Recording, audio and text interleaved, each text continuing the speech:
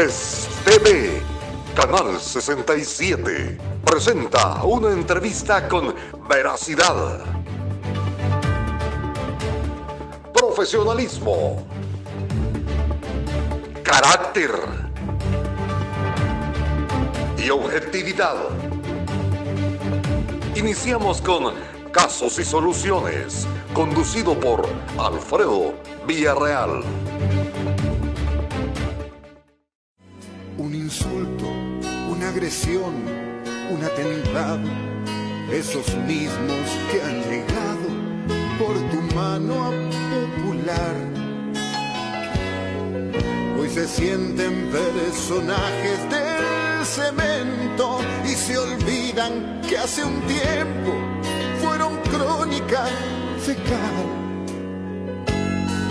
Por aquellos que quedaron sin reporte, con la cámara vencida, sin su vida y sin su flash. Por aquellos que al finalizar... ¡Ahí hay prensa, ahí hay prensa, ahí hay prensa! ¡Se metió!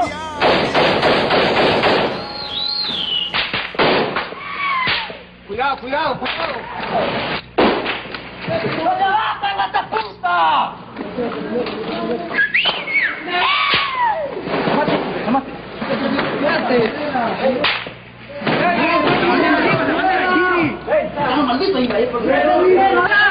¡Salgan, salgan! ¡Rápido!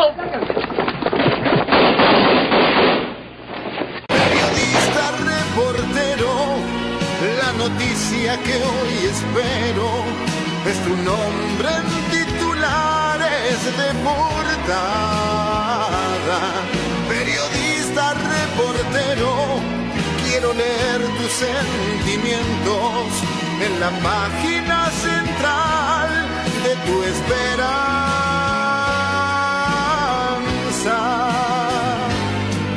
Periodista, reportero, la noticia que hoy espero es tu nombre en titulares de portada.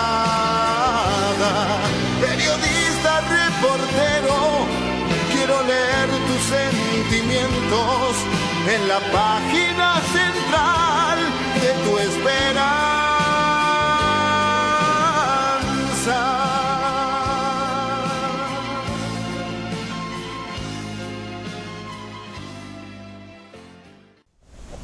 Y es de esta manera como comenzamos, amigos televidentes, esta interesante entrevista a través de este canal 67.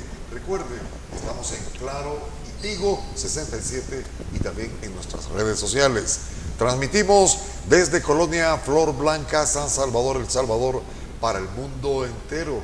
Y en esta oportunidad queremos felicitar a todos los periodistas de El Salvador, esos hombres y mujeres que con su lapicero, su cámara, van tras la noticia. No generamos la noticia, nosotros compartimos la noticia para usted y que tenga un mayor criterio a la hora de decidir.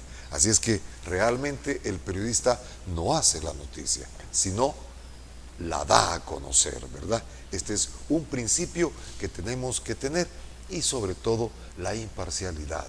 Para hablar del periodismo, ¿por qué? El 31 de julio, hace 2 días, lo que pasa es que no pudimos ubicar a la persona que tenemos ahora en nuestros estudios y tuvimos que esperar, ¿verdad? Pero el 31 de julio se celebra el Día del Periodista Salvadoreño. Durante el conflicto armado, cerca de 70 periodistas en este país murieron entre nacionales y extranjeros. Pero bien, les presento en esta oportunidad, para mí es un honor presentarles a la presidenta de la Asociación de Periodistas del Salvador. Me refiero a la licenciada Angélica Cárcamo. ¿Qué tal, Angélica? ¿Cómo está?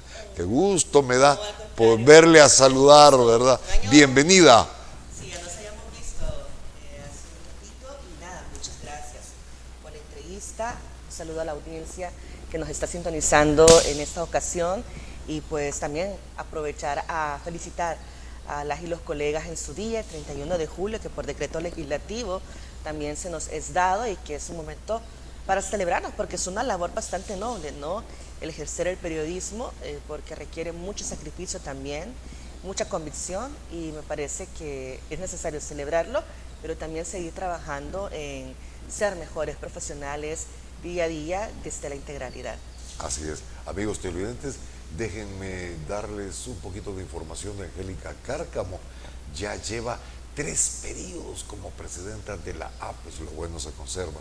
Y también ella es graduada de la Universidad del Salvador. En nuestro gremio de periodistas decimos que los graduados de la Universidad del Salvador son de verdad. Bueno, otros de otras universidades, ¿verdad? No es menosprecio, pero la Universidad de El Salvador. Angélica, ¿por qué escoger el periodismo? Sí, fue una pregunta muy buena. A ver, el periodismo, bueno, yo tengo ya 19 años de estar vinculada a los medios de comunicación y de haber empezado, de hecho, muy adolescente. Antes de estudiar la carrera, empecé ejercicios de reporteo con medios comunitarios. La verdad que la radio inicialmente era un lugar que me había llamado mucho la atención, el poder como conocer las historias de las personas y esto, y una va como entendiendo las realidades, ¿no?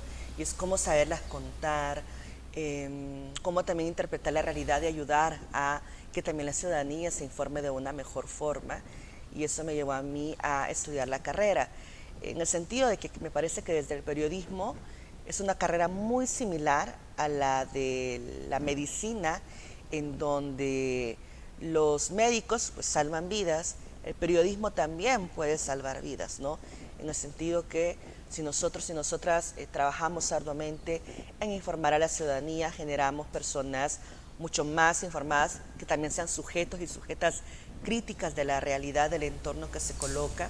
También el periodismo tiene todo un reto sobre interpelar, ¿no?, a los grupos de poder en general. No solo me refiero a los grupos de poder político, económico, estructuras en general. Usted planteaba algo muy importante, el trabajar y acercarnos mucho al tema como la imparcialidad, la objetividad, que al 100% pues no existen, porque siempre, dependiendo de dónde nos sentamos, pues se interpreta, ¿no? Pero sí debemos acercarnos, lógicamente, todo lo que se pueda, y también contrastar con todas las fuentes e investigar, ¿no?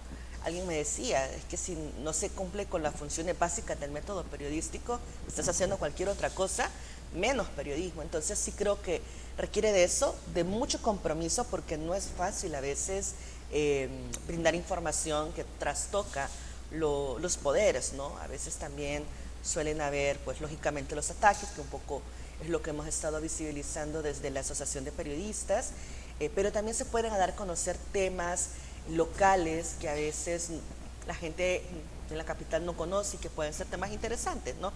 Tampoco todo es negativo, pero sí es como poder ayudar a visibilizar todos los escenarios y ser esas personas intermediarias también entre la ciudadanía y los sectores tomadores de decisiones. Entonces, en ese sentido, creo que insisto, es una labor muy noble, que se requiere mucha convicción, pero también mucho seguir a los principios éticos. Me parece que hoy más que nunca en el periodismo la ética es muy importante, porque es lo que nos define como personas y la calidad también de seres que somos para el ejercicio de nuestro trabajo.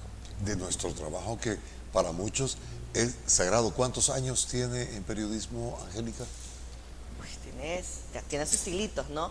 En El Salvador, al menos, sí, desde el periódico mercantil, ya tiene un poquito más de 100 años, si no mal recuerdo. Ya me va a linchar el doctor Carlos Cañas, que ayer me mandaba ya los datos. No, pero ya tiene muchos años, ¿no? Al menos la asociación tiene 87 años de existir, por ejemplo, solo para colocar una referencia. El ecosistema de medios es un poquito más grande. Hay que recordar que acá los medios, los primeros tenemos con el periódico mercantil, pero también a nivel de radio tuvimos la radio AQM, que fue implantada desde el Estado con las siglas del presidente de aquel entonces, el militar Alfredo Quiñones Molina, ¿no? Y que lógicamente con el tiempo, pues, sobre todo en la época de los 50, 60, se va maxificando el tema de los medios de comunicación privados, que también dan vida, lógicamente, a que se vaya fortaleciendo el trabajo del periodismo, ¿no? En los medios de comunicación hay que recordar que tenemos todo el tema del entretenimiento, el tema educativo y lógicamente el tema de la información.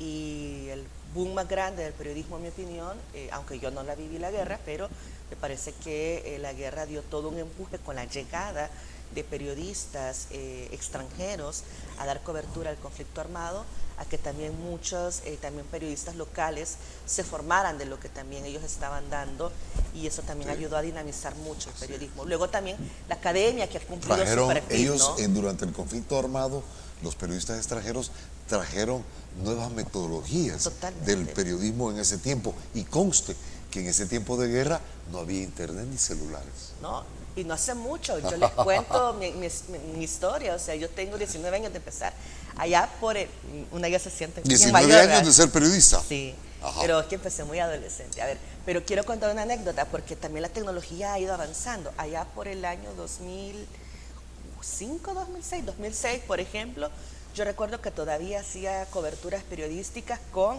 unas grabadoras enormes. Sí. Sí, o sea, con cassette todavía.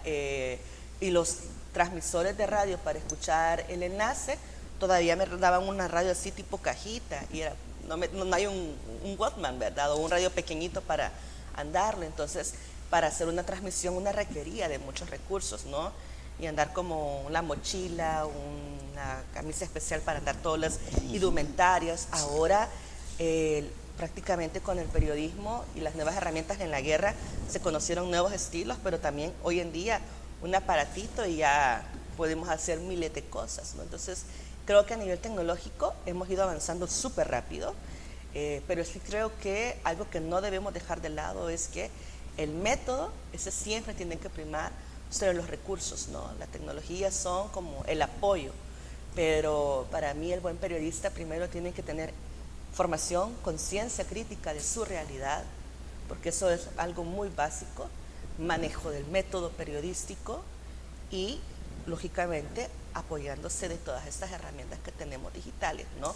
Que hay que utilizarlas. O sea, yo sé que hay mucha gente que tiene cierta resistencia, ¿no? Incluso a innovar géneros periodísticos a las nuevas plataformas sociales digitales. Me estoy refiriendo, por ejemplo, Facebook, Twitter, TikTok, Instagram. Yo sé que me dirán, pero ¿cómo podés hacer ejercicio periodístico desde ahí? A ver, yo te digo que dejé de hacer investigación, o sea, hay que hacerlo, hay que seguir haciendo nuestro trabajo, pero también hay que saber readaptar esos contenidos a esas plataformas, porque hay una realidad, hay mucha gente que se está informando desde este lado, entonces hay que hacer, y es un reto, porque no es fácil, como en 1 minuto, 2 minutos, como cuando trabajamos las famosas notas simples, ¿verdad? Como en 1 minuto, 2 minutos damos a entender toda la información. Lo mismo es ahora con las tecnologías. Lo que pasa es que requiere un poquito más de el tema del lenguaje, el tema de las imágenes, pero eso se va aprendiendo. Pero que el periodismo va a desaparecer en algún momento, eso tampoco, ¿eh?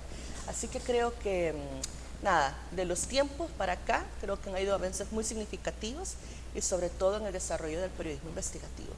Es muy interesante. Ahora viene la pregunta clave para los periodistas de El Salvador, y los que nos están observando, pues también se la pueden contestar a sí mismos.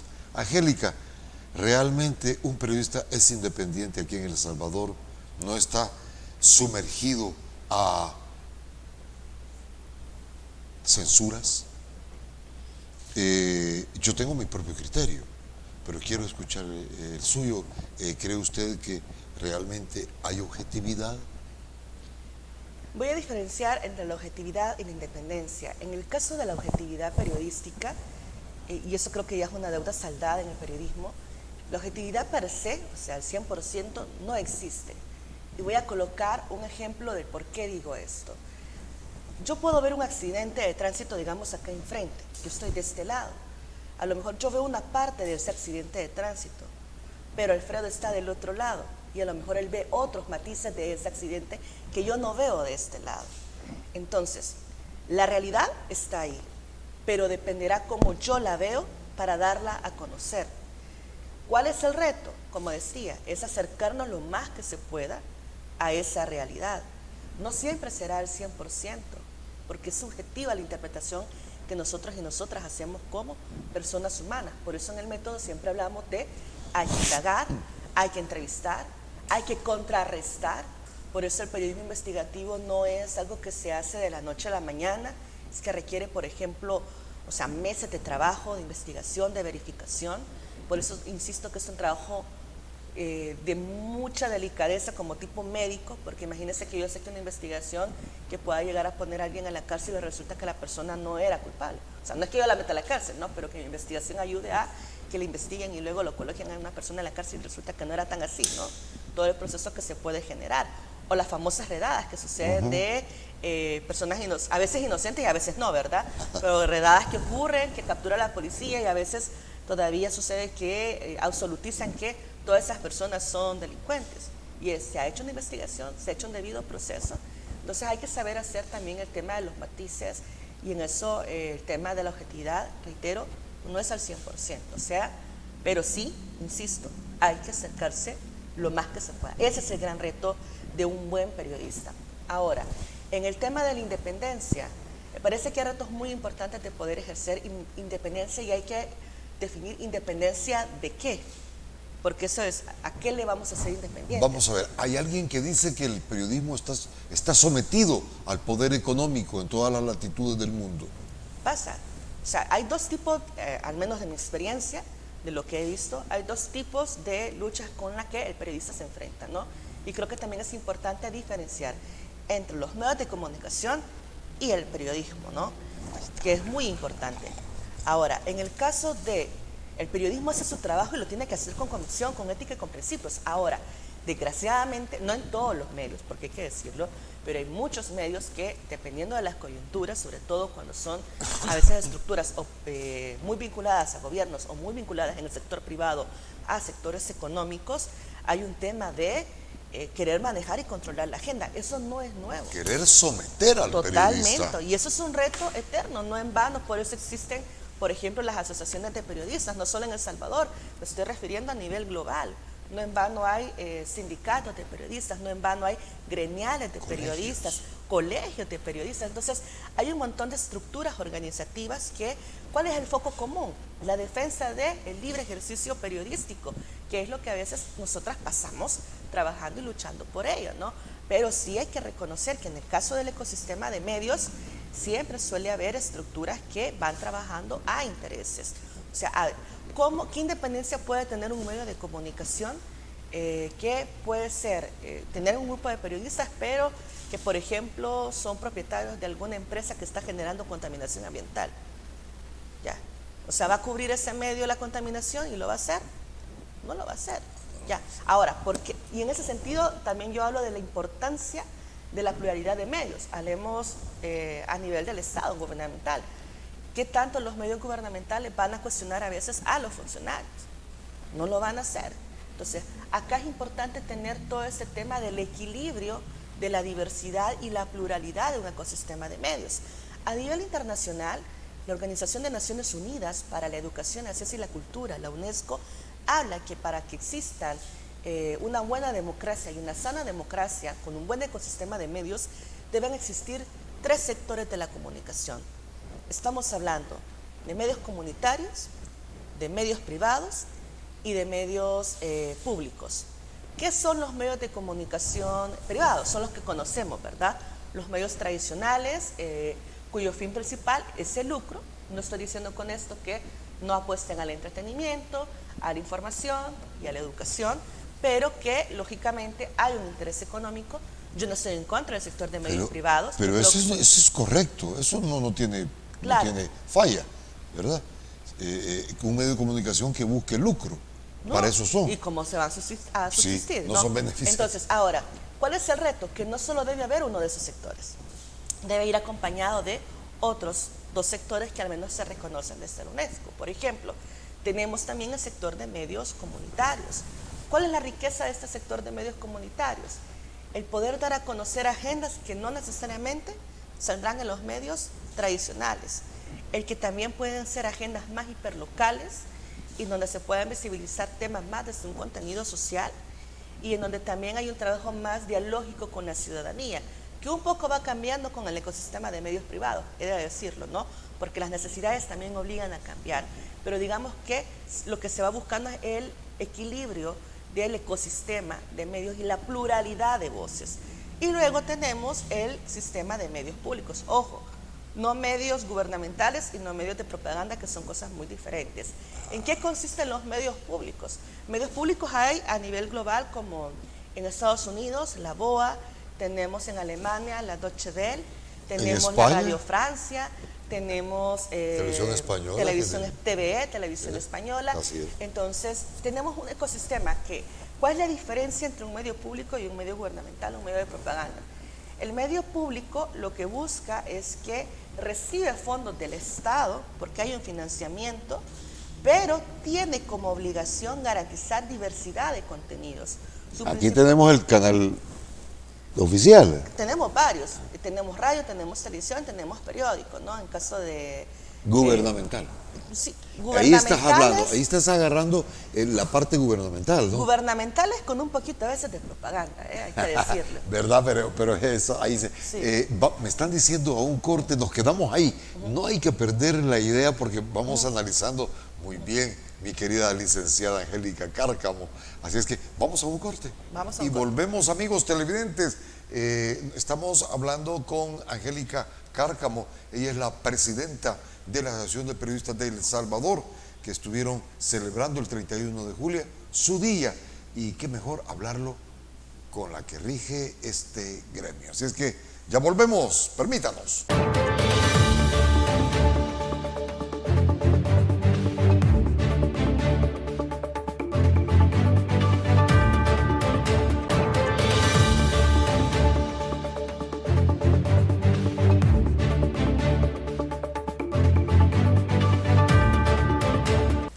Continuemos hablando, amigos televidentes, de la gran profesión del periodismo acá en El Salvador. Venimos de un conflicto armado donde se cobró mucha experiencia en el trato de los medios y los tratos de estos temas que, déjame decirte, y estamos conversando con la presidenta de la APES, de la Asociación de Periodistas del Salvador. Déjame decirte, Angélica, que en ese tiempo, y bueno, y ahora no es pecado decirlo, nos mandaban a llamar del Estado Mayor Conjunto para decirnos, miren, hombre, ustedes le están dando mucho al FMLN y a nosotros no. Entonces siempre quedábamos aquí y allá. Pero bien, continuemos, amigos televidentes. Estos son los gajes del oficio en la vieja guardia de la que pertenece su servidor. Pero bien, estamos con Angélica Cárcamo, presidenta de la APES, y nos quedamos en que hay medios públicos, publicitarios y de propaganda. Porque estaba muy interesante tu explicación. Vamos a hablar, si hablábamos un poquito de la diferencia de cuál es el papel también del tercer sector de la comunicación que reconoce la UNESCO, ¿no? Y es el medios públicos, no gubernamentales y no propaganda. Vamos a hacer una diferencia. Los medios públicos, ya decíamos, reciben fondos del Estado. Hay experiencias enormes de medios en otros países del mundo que lo reciben, pero a cambio deben garantizar principalmente todo un componente educativo. Tienen que apostarle mucho a la educación, y en la parte informativa tiene que haber independencia, ¿ya? ¿Qué significa independencia? Que no sea tocada su línea editorial por los gobiernos de turno y que haya pluralidad de voces, es decir, sí, pueden participar funcionarios, totalmente de acuerdo, porque también desde el Estado tienen que tener un canal de difusión. Es obvio. Pero también debe haber participación en esos espacios de representación de la ciudadanía, ¿no? Estoy hablando de sociedad civil, sectores académicos, sectores empresariales, incluso sectores que de repente pueden ser críticos al gobierno. ¿Por qué? Porque estamos hablando de que ahí lo que se está ejerciendo es la independencia y demostrar la pluralidad de voces. Eso lo vemos en otros países. Ahora, luego existen los medios gubernamentales, que lo que significa es que son medios que sí son del Estado, pero su línea, aunque son financiadas por el Estado, sí responden más a los gobiernos de turno, que es algo que ha estado pasando por décadas en este país, ¿no? O sea, no es algo nuevo. Y luego el tema de la propaganda, lo delicado es que los medios de propaganda, y a veces en nuestros países tiende a haber muchos esos matices, que a veces está sucediendo, por ejemplo, hoy en día, y es cuando se quiere crear narrativas sobre una situación, pero a veces no está verificado, no está contrastado, no hay pluralidad de voces, a veces desde la propaganda se busca, como lo que decimos, ¿no? En publicidad, propaganda es, como en las campañas electorales, masificar un mensaje y que la gente lo acepte tal cual, y a veces no necesariamente son del todo verosímiles, ¿no? Entonces sí hay que tener mucho cuidado con eso. Hay peores escenarios donde a veces también los medios pueden ser utilizados para atacar, ¿no? Entonces en ese sentido sí me parece que hay todo un reto hoy en día en El Salvador de generar esa pluralidad del ecosistema de medios de comunicación. ¿Por qué digo esto? Porque regresemos a la pregunta original que Alfredo me hacía, y es del periodismo independiente. O sea, las y los periodistas ejercemos también a partir de donde sentimos la posibilidad de poder hacer nuestro trabajo con esa rigidez del método que hemos aprendido en la academia o incluso que se han ido formando, porque por ejemplo hay muchos colegas de medios comunitarios, como es este circuito de ARPAS, que es la red de radios comunitarias, que quizás no todos y todas han cursado una academia, pero sí han tenido una formación constante, ¿no? Porque, ojo, ejercer periodismo no es solo desde el empirismo. Hay una época en la que se ejerció mucho el empirismo porque era una necesidad. Por eso es que se y habla... es que creo que no estaba académicamente registrada en la Universidad del Salvador. No, sí, periodismo. ya tenía rato. Ya tenía rato. Sí, la Universidad del Salvador tiene más de... A ver, cuando yo entré hace más de 10 años a la U, ya tenía sus 50 años la U de tener la carrera de periodismo. Ya es una carrera viejita. Pero, lógicamente, hay que recordar que en aquellas épocas también estudiar una carrera universitaria no era para cualquiera, ¿no? Hay un costo económico, el tema de la movilidad en nuestro país, aunque es muy pequeñito, pero todavía sigue siendo difícil estudiar una carrera en una universidad privada, peor, porque, o sea, es mucho más cara, pero mire, ¿no? y nunca te dijeron, vas a estudiar periodismo, te va a faltar mucho, vas a pasar pobreza. Vas a morir de hambre, de depresión. Sí, ¿verdad? Sí, sí, yo no sí. quería decir esa palabra, pero sí. Sí, Así no, de, hay que decirla cruda, ¿verdad? pero pasa. Vas a estudiar periodismo, te vas a morir de hambre. Sí, pasa, ¿no? Sobre todo cuando yo tenía posibilidades de becas de otro tipo de formación, pero cuando a una le gusta algo, ¿qué va a hacer, verdad? Entonces, sí, eso hay que decirlo. Yo creo que todavía hay retos muy grandes en el periodismo de poder dignificar la labor como corresponde. Y esas son parte de los procesos que la Asociación de Periodistas ha estado intentando. Ya hace muchos años atrás se colocó también una propuesta de crear una caja mutual, estoy hablando ya de inicios de los 2000, para periodistas. No sé si ustedes se recordarán que esta caja mutual lo que buscaba era que se pudiese tener un fondo de apoyo para las y los periodistas para temas de emergencia. Salvar economía de los periodistas. Entonces, que no existe, ¿no? Claro. Señora Presidenta, vamos a contar lo que hemos intentado hacer y que no ha pasado, ya les vamos a contar. Pero, Angélica, el tiempo nos corre y de verdad que usted es una persona que tiene muy claro el panorama. Y antes que se me corra el tiempo, ¿cómo está el periodismo en la actualidad aquí en El Salvador? Porque venimos de un conflicto armado donde sufrimos 80 fallecidos. claro. Ahí lo puede decir, ¿verdad? Y bueno, y hubo momentos, bueno, estábamos en guerra, pues no se andaban repartiendo flores. Pasamos todo eso, la posguerra, y me recuerdo de alguien que decía, si bien es cierto, finalizar la guerra costó, también es cierto que la mantención de la armonía social cuesta mucho. Y ahora, ¿cómo está el periodismo actualmente en El Salvador?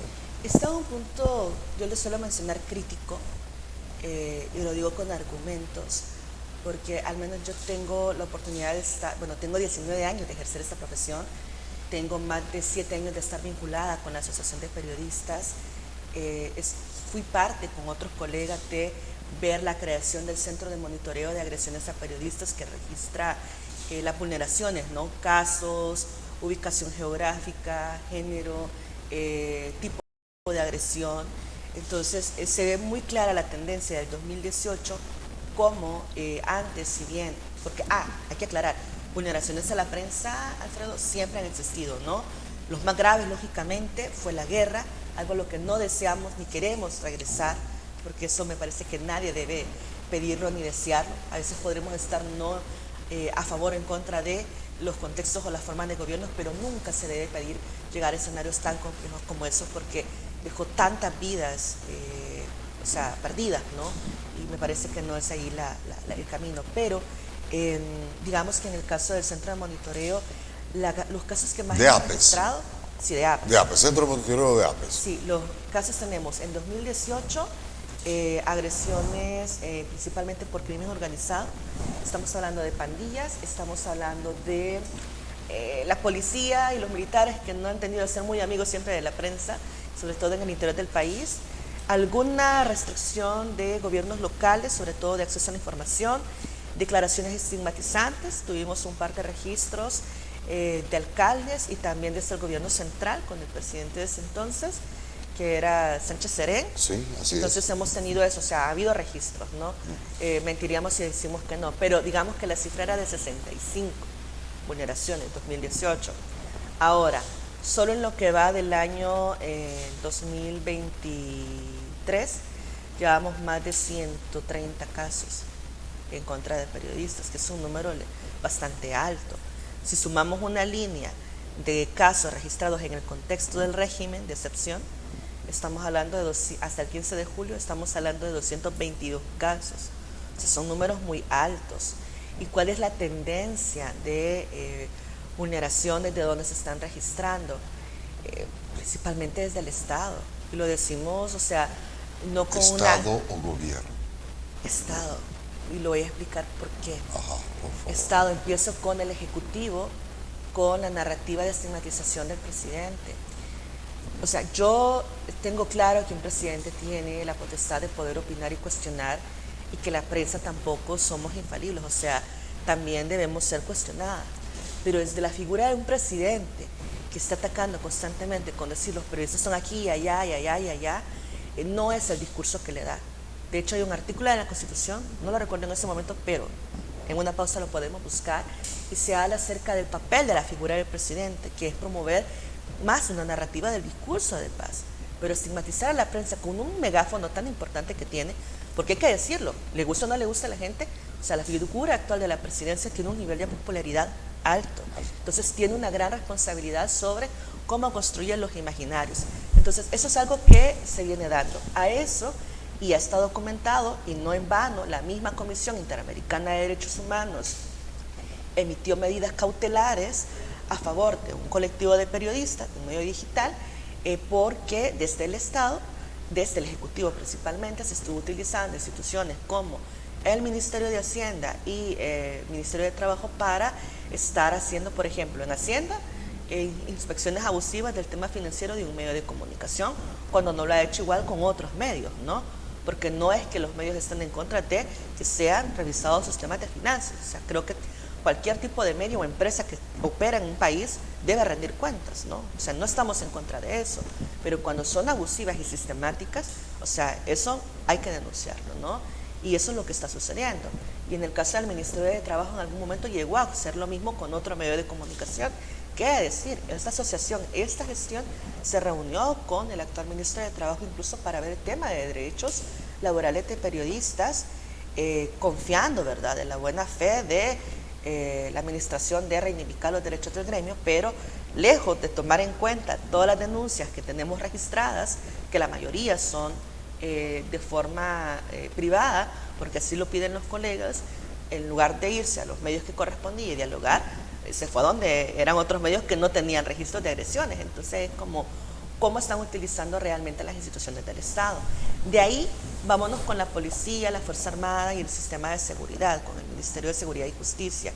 Tenemos muchos casos de restricciones al ejercicio periodístico y de retenciones en contra de periodistas, sobre todo en el interior del país. En la capital lo que suele haber es como y aquí tiene que ver la falta de claridad y de la información de cómo las autoridades están trasladándole a los policías también el debido respeto hacia la labor de la prensa. Hemos tenido casos tan burdos, si me permite la palabra, de periodistas que están haciendo, no sé, hay una fotoperiodista que tomaba fotos de los buses que están contaminando, porque era su nota, ¿no? Y viene un policía y le dice, mire, usted no puede tomar fotos de acá. Y le dice a la chica, ¿pero por qué? Si esto es una calle, es pública. Sí, pero esta es la zona de gobierno. Sí, pero en todo caso es adentro de los edificios, ¿no? Sí, pero es que usted aquí cerca está, era creo que el BCR, el edificio del BCR, y aquí está el BCR y no puede tomar fotos. Sí, pero yo no le estoy tomando foto al edificio, le estoy tomando foto a los buses. No me hace caso, me la voy a llevar. El año pasado, otro colega similar, por cierto, los fotoperiodistas se están llevando la peor parte, estaba tomando fotografías del Hospital Rosales, porque hay un tema de construcción, entonces él estaba tomando al local antiguo y sale un policía y le dice, no puede tomar fotos de acá, bórrelas. ¿Por qué? Le dice, porque no es correcto. ¿Y usted qué hace? Ah, yo soy periodista, deme su documento de identidad. No, yo le puedo enseñar mis credenciales, porque no puedo, o sea, si usted no está identificado, porque a veces ahora muchos policías ni siquiera tienen el ONI, y eso hay que decirlo legalmente, Alfredo, y eso no lo estoy inventando, o sea, un policía debería estar portando su código, ¿no? Que es como un identificador de que si te pasa algo, pues sabes, decís, este policía con ONI tal me pidió tal información. O sea, yo no sé si usted en realidad qué es, ¿verdad? Porque no tiene nada más que los colores distintivos y del uniforme policial, pero puedes comprar en un depósito de telas un uniforme para ser policía, ¿no? O puede ser quizás un empleado de seguridad privada que puede parecer con orden de policía. Entonces decía, y también lógicamente los policías no han tenido una buena relación con la prensa, el tema de la credibilidad y la confianza cuesta, ¿no? Entonces el policía le dice, imagínate, era una cobertura sobre una foto del Rosales, y le dice al policía, usted no me da su documento, yo lo voy a llevar por el tema del régimen de excepción. ¿A cuenta de qué? Han tenido que ir periodistas del mismo medio a buscarlo. Hemos estado nosotros por llegar ahí, porque también llegó otra patrulla para saber qué era lo que estaba pasando. Y acá es lo que vemos, que a veces hay mucho abuso y mucho desconocimiento entre ellos, hay pugnas como internas. Cuando llegaron otros policías y vieron a los otros colegas que estaban como, explíquenos qué está pasando, ya no hallaron qué decir. Pero me refiero al tema del abuso. Si no hubiesen llegado esos periodistas, ¿qué les hubiera pasado a este colega? Se lo hubiesen llevado. En San Vicente, en Tecoluca, con la construcción del megapenal, tuvimos también otra situación similar. Era una periodista, un cámara y su motorista. A los tres los cercaron y los tuvieron por varias horas retenidos y estaban rodeados de una treintena de policías, militares y custodios que les decían que por qué estaban tomando fotografías y que era ilegal, cuando días antes un medio del gobierno ya había hecho publicaciones de fotografías de ese lugar, y era como, porque ellos sí lo pueden hacer y nosotros no, ¿verdad? O sea, explíquenos. Al final los rodearon, los tuvieron un buen tiempo, les dijeron que se los pueden llevar presos, los hicieron que borraran todas las imágenes de cámaras de video, cámaras fotográficas y de los dispositivos personales, que es una invasión al tema de la privacidad. Entonces sí, estas figuras son como las que más están generando ese tipo de vulneraciones. No abona los discursos de estigmatización del señor ministro, que a veces dice que hay que crear patrulleros digitales también para ver lo que la prensa publica. Entonces me parece que ahí desde el Ejecutivo pues ya lo tenemos. Ahora, órgano legislativo, para explicar por qué digo que es el Estado en general el que más vulnera. El órgano legislativo ha hecho una serie de reformas legales que ponen en riesgo el ejercicio periodístico. Me voy a referir a 4 reformas puntualmente del año pasado. Código Penal y Ley de Proscripción de Pandillas. Con la entrada en vigencia del régimen de excepción en Está marzo... diciendo que están legislando. ¿Están legislando? Y reforman leyes que Ok. claramente están generando Oh, una afectación a la prensa. es interesante. Vamos a un corte. El tiempo se pasa rápido con usted, ¿verdad? Así que vamos a un corte. Amigos televidentes, estamos con Angélica Cárcamo, presidenta de la APES, y nos está dando el bosquejo de cómo está el periodismo en nuestro país. Yo ya vuelvo.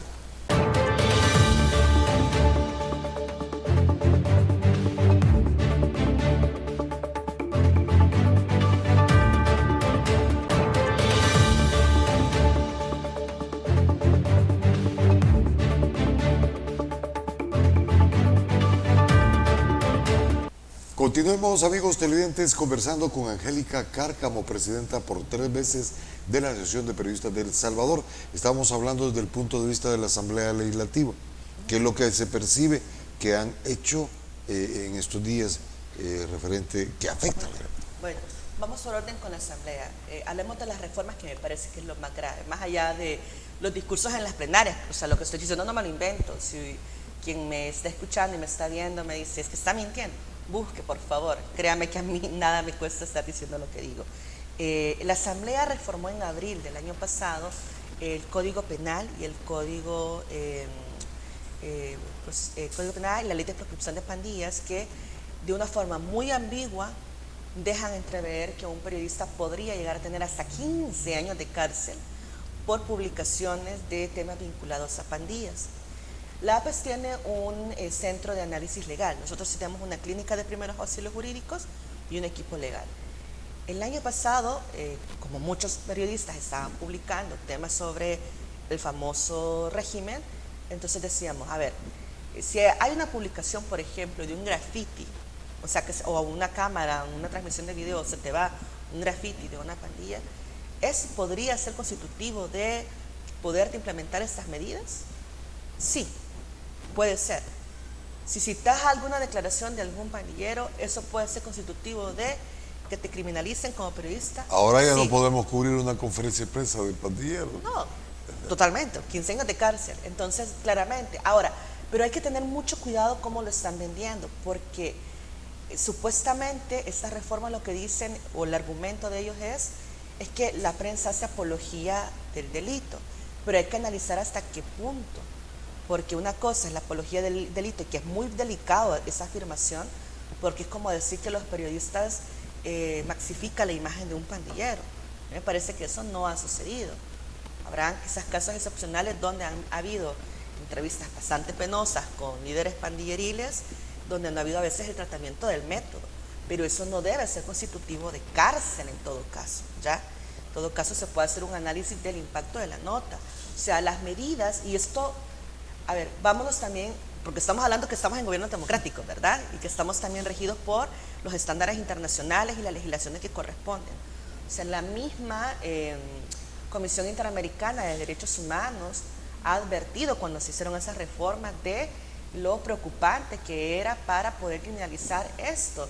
Hay que recordar que también hay articulados que hablan sobre la Convención, por ejemplo, Americana de Derechos Humanos, de que no puede haber tampoco temas como censura previa, ¿verdad? O sea, no puedes criminalizar con notas que no he publicado.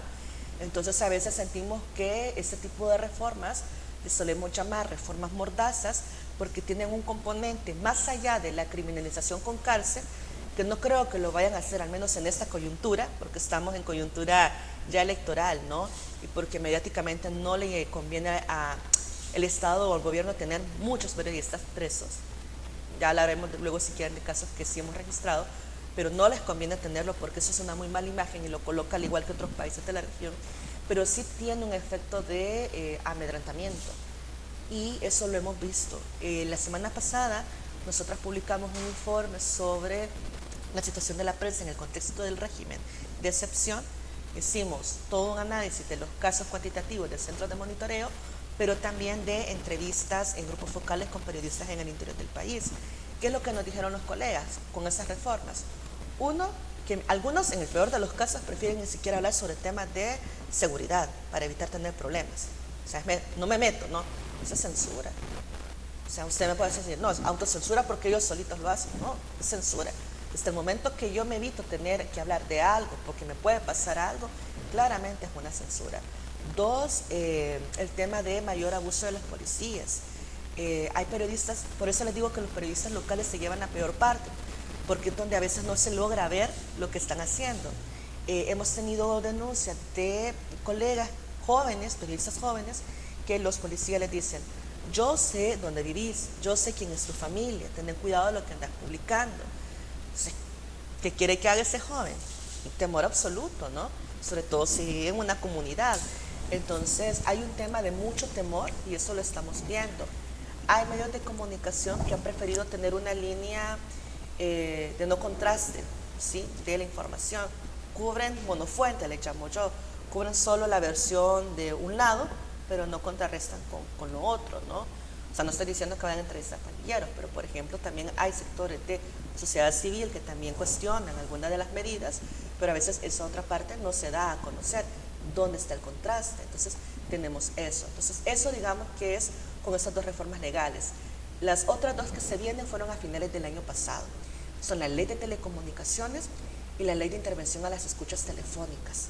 Esas son graves, Alfredo, porque esto prácticamente lo que obliga a las compañías telefónicas es a que creen una puerta trasera y puedan tener acceso a información como las llamadas telefónicas, los mensajes de textos y la geolocalización. ¿Qué significa? Van a saber con quién estamos hablando, con quién nos escribimos en mensajitos de textos normales, los famosos MSM que le llaman, y dónde nos estamos moviendo. Porque la geolocalización tiene que ver con las antenas de los puntos donde yo me muevo. Hoy estoy en el canal, por ejemplo, si luego me muevo a otro lado, lógicamente el teléfono va registrando todo eso. Y la gente puede decir, ay, pero es que el que nada debe, nada teme. Sí, pero el problema con las y los periodistas es que con ese tipo de reformas pueden saber con qué fuentes estamos hablando, dónde nos estamos moviendo. Entonces es bien delicado porque nosotros trabajamos a veces con fuentes de alto nivel, fuentes sensibles, que lógicamente lo que menos queremos es exponerlas, ¿no? Entonces me parece que son reformas bastante abusivas y que también han sido muy poco transparentadas en cómo se va a evitar la discrecionalidad. Porque también me pueden decir nuevamente desde el Congreso, es que es para combatir el crimen. De acuerdo, es que nadie está diciendo lo contrario. Mucho cuidado con eso. Nadie está en contra de que se combate el crimen. Todos y todas queremos que este país sea seguro, pero con las garantías del derecho que corresponde y el debido proceso. Pero acá ese tipo de reformas son bien preocupantes. Por eso el Congreso decimos, lejos de promover, por ejemplo, leyes de protección a periodistas, en 2018 la APE presentó una propuesta de protección a periodistas, que era bien integral. Hablaba de derechos laborales, sobre el tema también de dignificar el tema salarial, que está bien a veces un poco pagado, pero también el tema de los derechos sobre seguridad social, el tema de la previsión. Había una perspectiva de género y la archivaron. ¿Sabe quién la archivó, Alfredo? A nosotros en la APE nos apoyaron dos consultores a elaborar la propuesta de ley, y se hicieron grupos incluso con los periodistas en el interior del país, y una de las abogadas que estuvo apoyando se llama Marcela Pineda. La propuesta de ley de protección a periodistas estaba en la Comisión de Legislación. Cuando entra esta nueva Asamblea Legislativa, ¿quién preside esa comisión?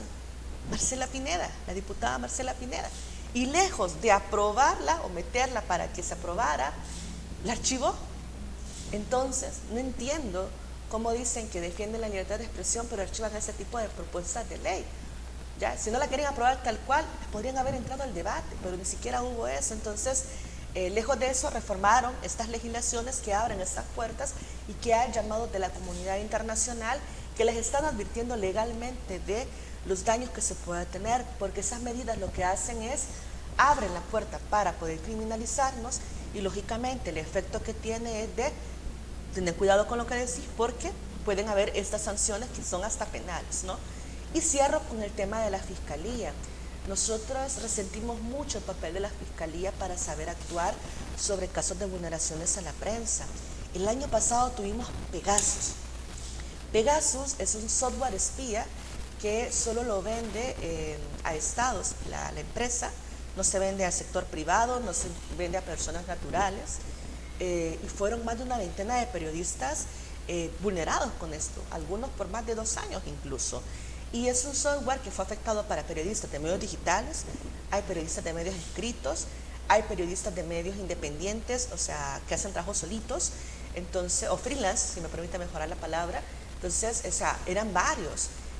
Nosotras fuimos a colocar la denuncia a la Fiscalía para decirle, mire, señor fiscal, necesitamos que nos diga qué pasó acá, ¿no?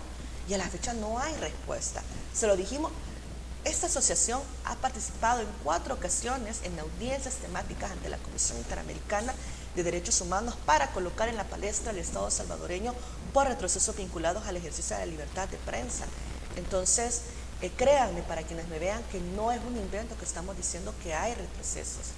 O sea, es un escenario complicado, sobre todo en general para toda la prensa y principalmente para quienes están a veces sacando más investigaciones a profundidad, pero es en general a todo el gremio. Y aquí quiero decir algo, no tenemos nosotros miedo, o sea, como periodistas, de también rendir cuentas. Yo creo que eso también es importante, pero lo que no vamos a coincidir, lo digo tajantemente con el Estado, es que no estamos de acuerdo en que la búsqueda de la intimidación y la criminalización y la estigmatización sea la fuente para querer mantener en el filo a la prensa y socavarla. En una democracia se deben respetar la diversidad de opiniones, la pluralidad de voces, y es a lo que debemos apostarle, y al diálogo. O sea, yo resiento de las entidades del Estado que se cerraron las puertas de diálogo. Procuraduría de Derechos Humanos, la misma procuradora que está hoy en día fue la que nos ayudó allá por 2018, la señora Raquel de Caballero, a crear la Mesa de Protección a Periodistas. No dudo que nos podría estar escuchando. Cada 31 de julio, y no me crean a mí, vean los comunicados que publicaba la PDH. Sacaba comunicados en el marco del Día de la Persona Periodista. Hoy no publicó nada. Del caso del señor Víctor Barahona no ha dicho nada. La audiencia de la CIDH, el actual nuevo comisionado de Derechos Humanos y Libertad de Expresión, dijo que no tenía ningún tipo de información ni de la PROCU ni de la Fiscalía sobre vulneraciones a la prensa.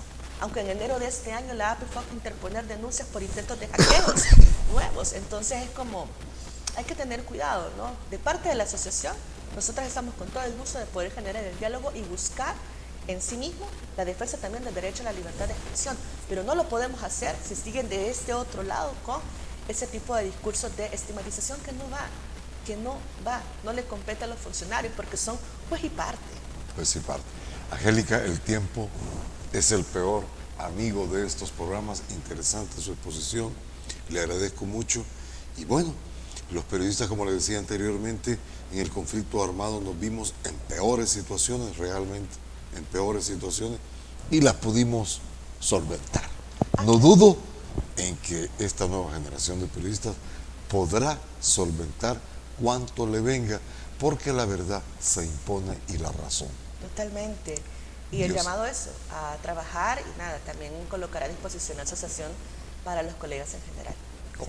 Gusto enorme, Angélica. Mucho gusto. Gracias. Muchas gracias. A usted. Pero sobre todo, gracias a usted, amigo televidente, que ha estado con nosotros durante esta hora. En la próxima, de seguro, tendremos más.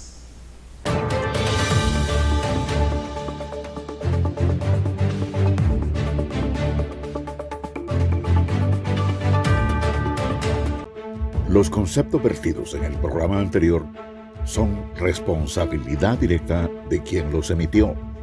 En ningún momento representan la línea editorial de esta estación televisora.